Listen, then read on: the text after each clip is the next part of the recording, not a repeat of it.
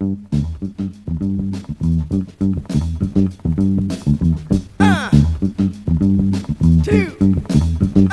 three.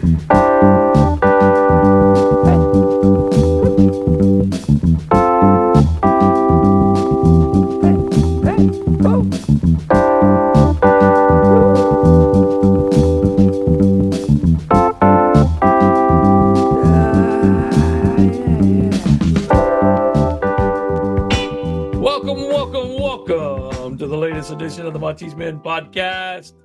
I'm Chris Lell. Got my buddies Eddie up in Canada. How are you, sir? I'm not too bad. It's a nice Thursday afternoon here. It's getting a little chillier, but that's fine. Still undefeated under Sampaoli, so things are looking pretty decent right now. Climbing that ladder, it looks like. Steve's up in Minnesota. I heard you guys might have had some snow. Is that right? We had some flurries earlier in the week, but today we've got a high of 60. So, welcome to autumn in the upper Midwest. Very cool. We had our first below freezing night last night. So my garden's probably trash at this point and getting ready for next season. So yeah, we're in that time of year where it's like it falls into the 20s Fahrenheit below as the low over the night, and then gets up into like mid 60s during the day. So we've got like 40 or 50 degree temperature swings going on right now, which is just crazy. Kind of the same here right now. I'm sure Eddie's dealing with the same, just with a different temperature scale. Yeah, pretty much. Very cool. Well, guys, lots to talk about in Sevilla land today. We didn't get to record earlier in the week or Sunday, our normal time slot on Sunday. So we've got 3 matches now to discuss, and even more. I mean, there's a lot to unfold here in this episode. So we won't get into too much detail on the matches, but we'll run through them pretty quickly and then talk about some of the happenings in and around Sevilla land. And we'll still try to keep it fairly short one, but you never know. Sevilla had another, right after Sampaoli got the announcement that he's taken over, had another Champions League match with Dortmund and 1-1 draw, much better result than the last time we played those fellas. And geez, it seems like such a long time ago at this point. It's only been a week, but so long ago. I actually missed the first half of that game and got to catch the second half. I had to run up for a business trip, so I didn't get to see a lot of that one. But I did get to see the goal and Nianzou getting his first goal with the red and white. And congratulations to him. And a good goal at that, right? You guys remember that one pretty well? It was a set piece taken by Rakitic and Nianzou. I just like his form when he makes those headers. So a nice goal at the near post to put us ahead. And we had started that game pretty well, so it was a very well-deserved goal. Unfortunately, they picked us back, but it was a better showing than the previous match against Dortmund. So I guess satisfied with the point. Unfortunately, couldn't do better in terms of Champions League, but I guess it was a decent showing. Yeah, I don't have anything more to say there.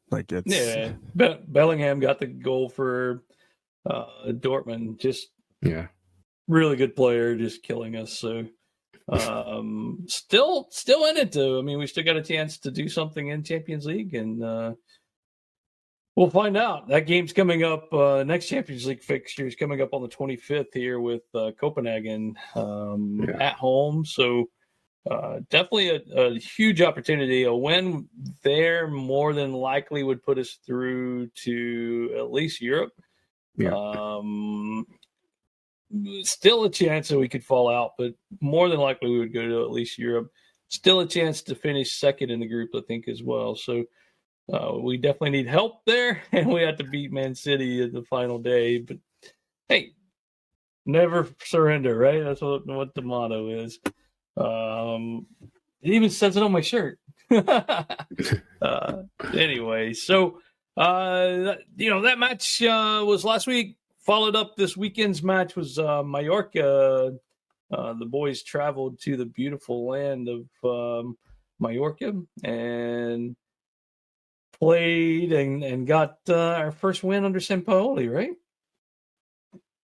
It was a 1-0 first win, 1-0, and Gudeli's first goal, I believe, with this club, if I'm not mistaken. Yeah. After fourth year? This is his fourth year too, right? Yep. Yeah. The hell of a goal in that too. And it was a hell of a goal. Wow, what a goal, man. Geez, from distance, possibly a goal of the year candidate. Laser top left corner. No chance to finish it. He had tons of space, and he did what I thought we should be doing more of all season long, just striking the damn ball and putting it at least somewhere where it could either be saved or not. And we just don't do that enough, and still really don't do that enough, but we're getting better. Seems to be getting better. But that was in like the 58th minute or something. We got that winner. That the game kind of went by as a blur. We started out really terrible in that game and got a little better as the game went on, and then finished kind of poorly too. But thank goodness for Bono, because he saved our bacon in that game more than once. He had two saves within the first 6 minutes, I believe. Just really, really good saves, and then one at the end that just saved the game. And then Mark Gow had a clearance off the line on that one too. I think that was later in the match, if I'm not mistaken. But just I don't know. What do you guys remember anything about that game? It kind of went by as a blur because it was Saturday morning, and it wasn't the best looking Sevilla squad. And Sampaoli did some unique things in this match. I'll let you guys talk about it. I really don't remember much besides us, fighting really hard at the end, suffering as we like to do when trying to secure the 3 points. Steve, I'm not sure what else stood out to you in that game, but other than that, I didn't see much else. Yeah, two things in particular. Yeah, other than that goal, there are two things in particular that stuck out. The first one was Marcao's performance, and that also kind of carries over. We didn't talk about it at all 5 minutes ago when we were talking about the Dortmund game midweek leading up to that. But he put on a clinic in both of those games. He played really well. I think he's going to bring some veteran leadership to that center back position, and I think he's kind of been what we were missing over the last 2 months of this season, and I'm excited to see what he can do, just with some consistency around him, as well as we kind of figure out what kind of lineup we're actually going to have in the back. Are we going to have 4? Are we going to have 5? Are we going to have true center backs? Are we going to have the defensive midfielder back? Like, Sampaoli is experimenting a lot with lineups, not just in the back line, but all over the field. Which brings me to my second point. And against Mallorca, he trotted out a false 9 that we hadn't seen. I don't think we've seen that under Lopetegui at all, had we? Nothing really sticks out with that. We've always had Nesiri or Rafa Mir kind of up top. And he actually got questioned about it at the end, in the interviews after the game, and just kind of saying that it was something that they were going to experiment with, and didn't necessarily go as well as he would have liked. But that's it's kind of what you're dealing with when you're trying to figure out kind of what you've got in your pocket that you can pull out in terms of lineups.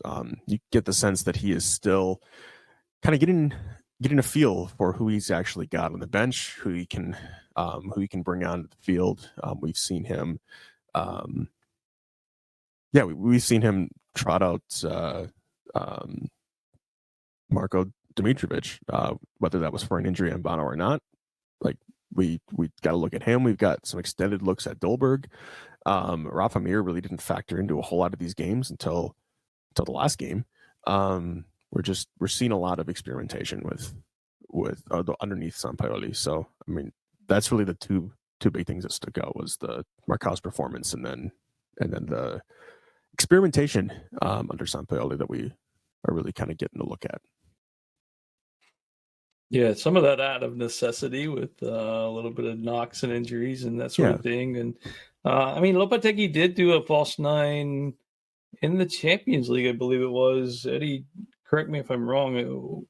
He played, was it Papu he played up top as a false nine? Was that this year? No. He tried that against Real Madrid. Right? I think he tried that against Real Madrid. And that's right. That's true. Yeah.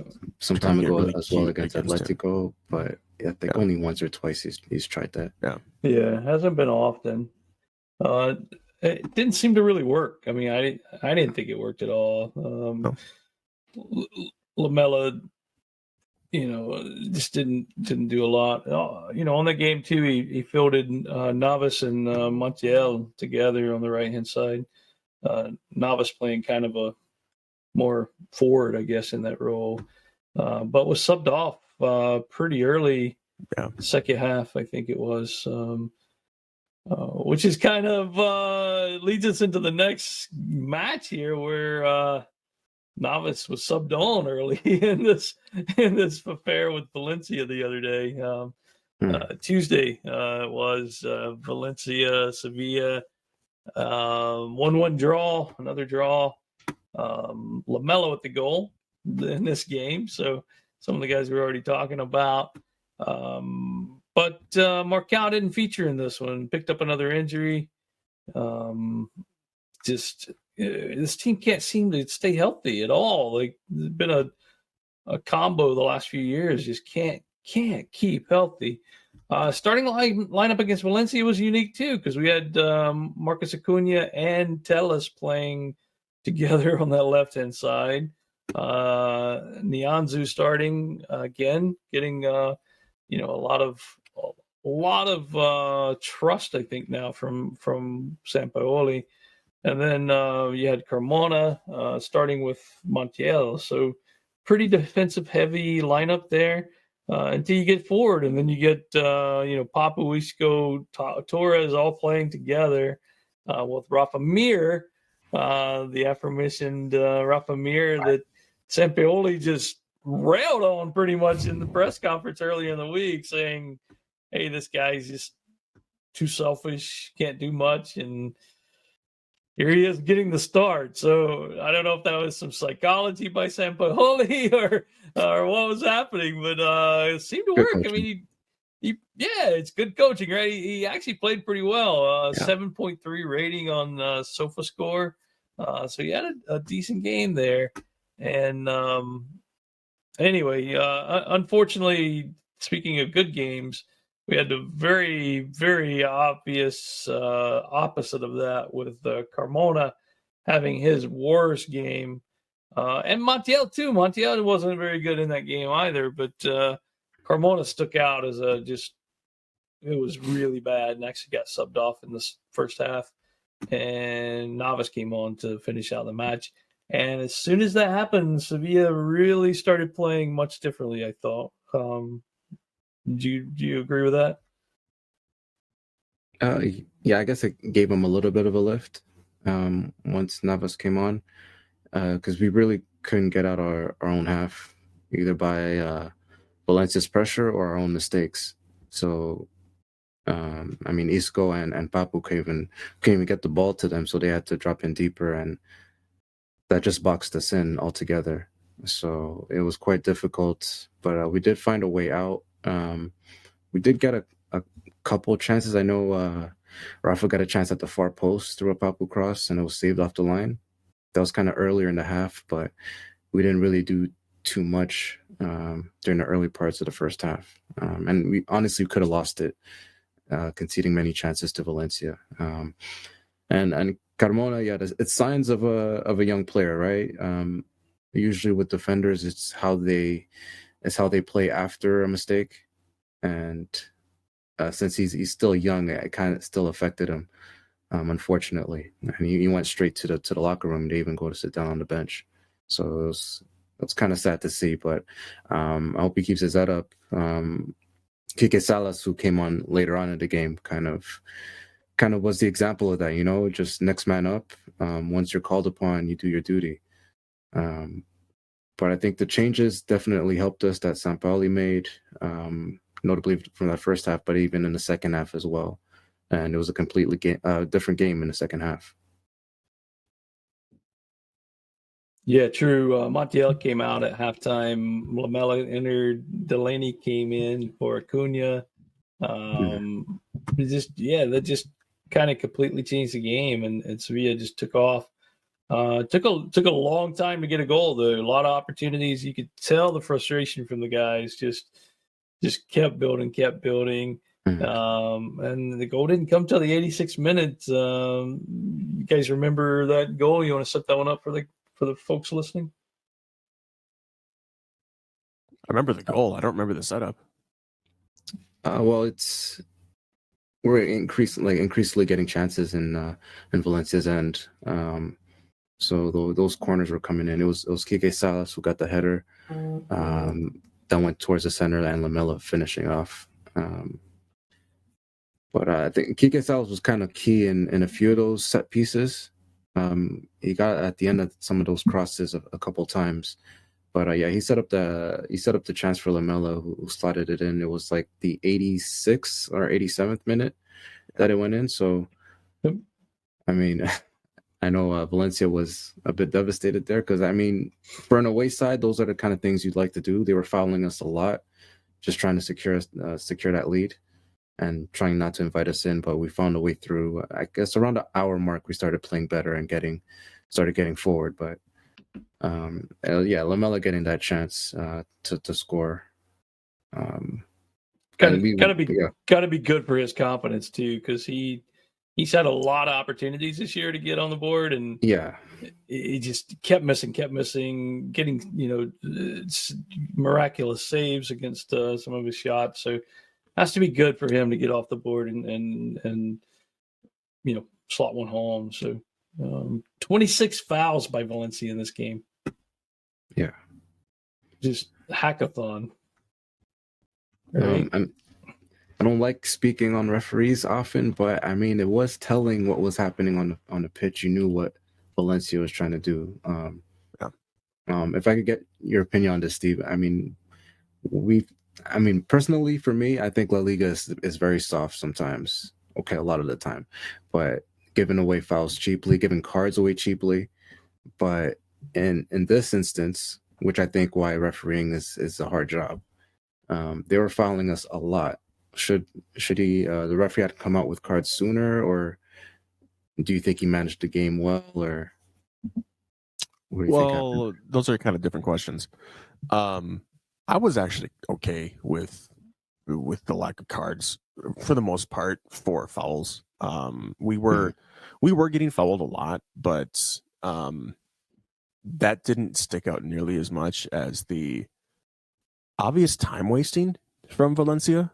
That rubbed me the wrong. I mean, fouling is one thing, but like wasting time is completely different. And I know we do it just as much as everybody else, or maybe not just as much, but we do it as well. But I think that the combination of the time wasting and then just it was obvious probably about the 60th, 65th minute, maybe the 70th minute, right around there.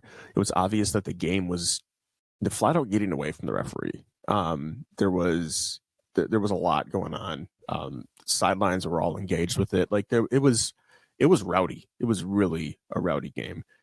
So I don't think he managed the game well in that sense, but I'm not sure we could have gotten more cards. We could have benefited more from that, but I'm not necessarily upset about it. Like it's just kind of the way the game is played, or the way I would like to see the game played. I like a little bit more physicality in it, and that's fine. Total of 6 yellow cards for Valencia on 26 fouls, 4 yellow cards to us on 11 fouls. So the ratio doesn't really match up there, but we still have a discipline issue. It's we'll get over that hopefully. We definitely have a discipline issue, but you can't blame that for what happened late in the game. That was a necessary foul by Papu. Probably one of the best fouls in his career, and clear straight red card, but he actually ends up not getting the red, and it goes to somebody else because, man, anyway, what a crazy turn of events there at the end of the match, right? So they get a breakaway. Papu comes in to make a goal-saving tackle right on the edge of the box. Ref gives him a red card immediately. We're all thinking, okay, they're going to line up for a free kick. We're going to be down 10 man, but okay, maybe it's all right. VAR rings in and says, hey, something's going on.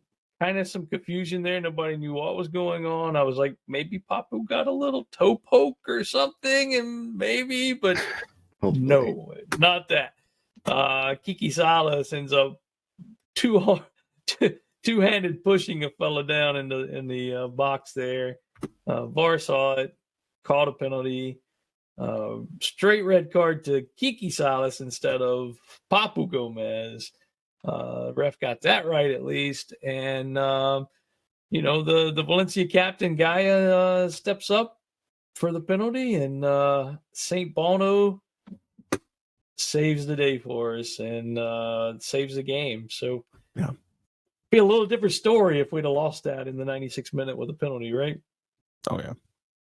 Yeah, and sure. I mean, for everything that I just talked about, mismanaging the game and letting the game get away from the referee, that sequence there was, I thought, refereed very well. Like VAR did what it needed to do, it was fine. I do think it was funny, and I chuckled to myself.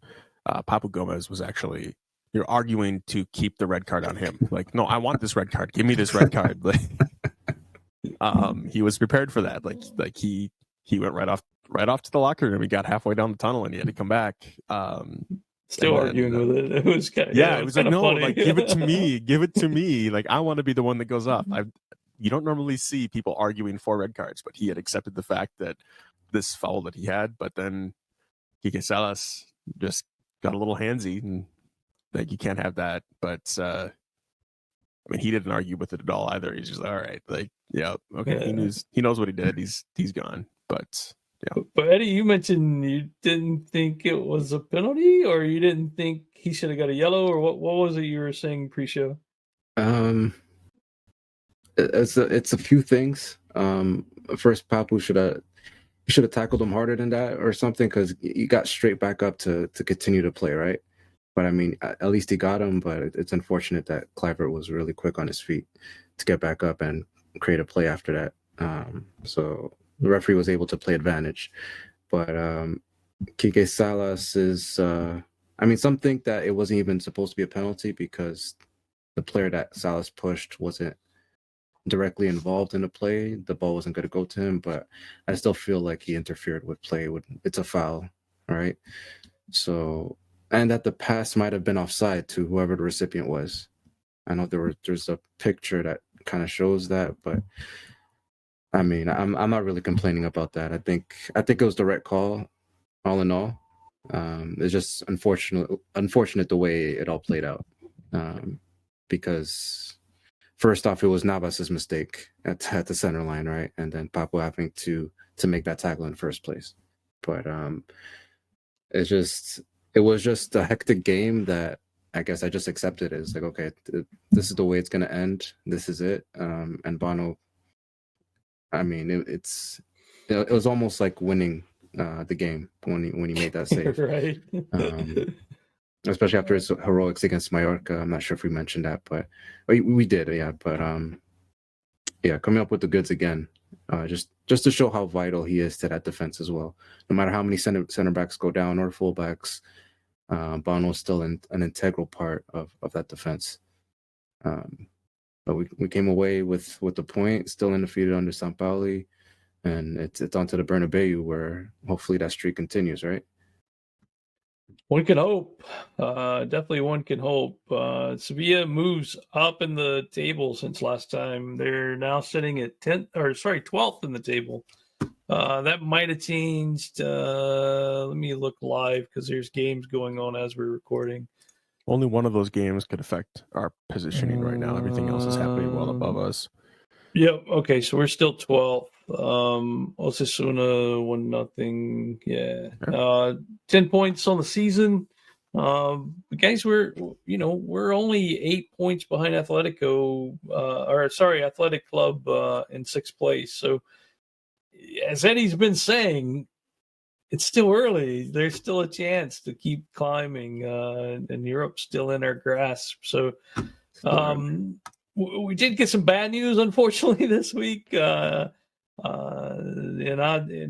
is going to be out until the World Cup.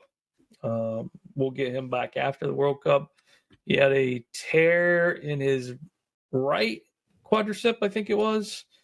I think so. Yeah, I'm pretty sure it was his right quadricep. So he's going to be out for a while. We're still missing Fernando. I heard today Tim on the forum said it was basically mono. That's the first I'd heard that. I heard Castor say it was a stomach bug, which is unusual for being out that long. Mono makes a little more sense because more than anything with mono is fatigue. Like you just are so tired after that. So who knows when Fernando will be back? Marcao, I'm not sure. Right? He didn't play in the Valencia match. He didn't train either. Yeah, he hasn't trained in the last few days. So who knows if we'll have him back? I don't know. We're super thin in the back line. We won't have Kiki Salas for this match. Basically, just have Carmona at this point.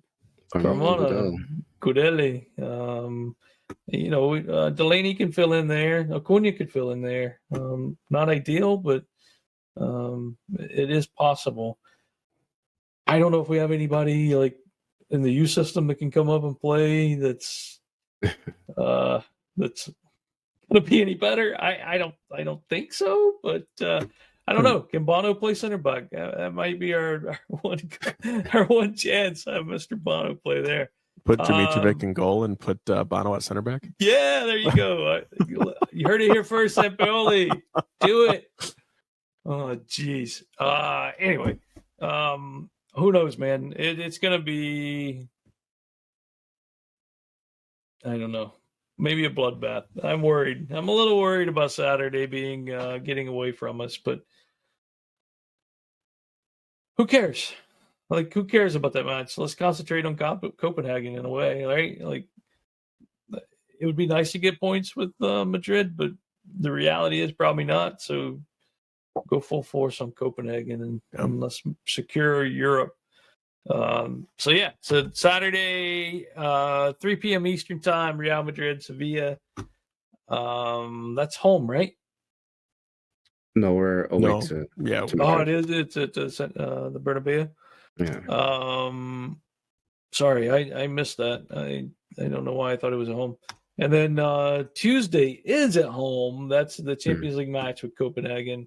And then not sure if we're going to record this weekend or after the Copenhagen, or maybe we wait till after the next match, which is Rayo Vallecano. That's the 29th. Sevilla, Rayo Vallecano comes to Sevilla, 12:30 affair there. So just a note on that Tuesday game at Copenhagen, it is an early affair. It's not the 3 p.m. night slot. It's the 12:45 start. To put that on your calendars. So a note. One other thing before we wrap up, guys, we did get some news out of Sevilla Atletico, who's had a really atrocious start to the season, winning, I think, is only one match out of 7 affairs. So really terrible start, and they did make the change and fired that current manager and instituted a new manager. Eddie, I think you looked that up for us earlier. Who's the new guy? Antonio Hidalgo. I can't quite remember if he was most likely a hire from I'm not sure it's from the lower teams, but Asejo is gone. In comes Hidalgo. I guess almost a year since Asejo took over. It hasn't been working, unfortunately. After the seemingly good work he had done at the beginning of his tenure, but it still got them relegated. But it hasn't started off well at all. So hopefully Hidalgo could get us back up there. I mean, we went down with Betis. Hopefully we don't do much worse than that. Yeah. Just a note on the women, they crushed Villarreal on the 16th, whatever day that was, 5-0 victory. Ana Franco had a hat trick. Martinez and Martin Prieto with the other goals there. So what a huge victory for those women. Big game there, and pulled it out. And that was on the road too, which is unbelievable. Yeah. They've got Alhama, I guess is how you say that, Alhama. I don't know where they're from. I don't know where that city is. Yeah, I think they came up because I don't remember them from last year. I don't either. Yeah, exactly. That's in Murcia. Okay. Yeah, so Alhama de Murcia is where they are. So that game's coming up this weekend, I believe. That's the 23rd is when they play that one. So women back in action after the international break. And anyway, yeah, lots of stuff happening. Hopefully we can get people back healthy. That's critical. I really want to see Marcao and Fernando playing together. That would be really nice, I think, to see those guys playing together. Yeah, that'd be something else. The midfield needs it, truly, because I think the balance is kind of off in there. I know no disrespects to the players currently deployed there, Agudel, Oliver, Rakitic, but it's missing. It's missing something. It's missing a lot, to be fair. But having Fernando back would be one plus, because we're missing crucial players. And to have Nyanzu go down, it's after we kind of just got things sorted with the defense. Is like, okay, it's not really going our way. Yeah, we had 3 games with Marcao and Nyanzu back there, and then now we don't have them again, and it's we're back to square one. And still missing Rakic too, so it's like, yeah, right. Just we'd love to have those guys back playing together. Possibly a good 3-back system there if those 3 are playing together. That I could see that as a really potential. A Rakic on the left-hand side, Marcao in the center, and Nyanzu maybe on the right, or vice versa. Nyanzu in the center and Marcao on the right. However that plays out, that would be a hell of a strike force with not strike force, but defensive wall. Whatever I'm trying to say. Good Lord, I'm tired. Sorry, guys. It's the Lopetegui brainwashing. Don't worry, we'll get that sorted soon. There you go. Man, you know what I'd like to see? I don't know, Steve, if you want to take this on or not, but I'd love to see a chart of our attacking stats for the season by game. Just, I think that'd be interesting to see, like how we advance throughout the season. Just like what shots stats on goal. Okay, yeah, just those 2 things, just to see if we're creating more chances. Yes. I know we are. Maybe not Mallorca. No, Mallorca was horrible. It was terrible. No chances really in that match. But Valencia, different story. 8 shots on goal, I think, in the Valencia match, something like that. So, yeah. But it's different. It's just different. That Valencia match was maybe the most entertaining match for Sevilla that we've seen. I don't know when. I can't even pull that out because that was a really good match. Only a 1-1 draw, but man, just lots of action back and forth for a long time. And you get to see Cavani, who's still a super talent, and it just makes me wonder why the hell we didn't get him in the offseason instead of Dahlberg. I think we would be a different place if we had Cavani, but Yeah, who knows what was going on this summer? Because a lot of questionable decisions, and we might not get the answer to those questions, but we move forward with Sampaoli and the players that we got. Yeah, and the players that we'll get in January, if we get them. It sounds like we'll get at least one or two. So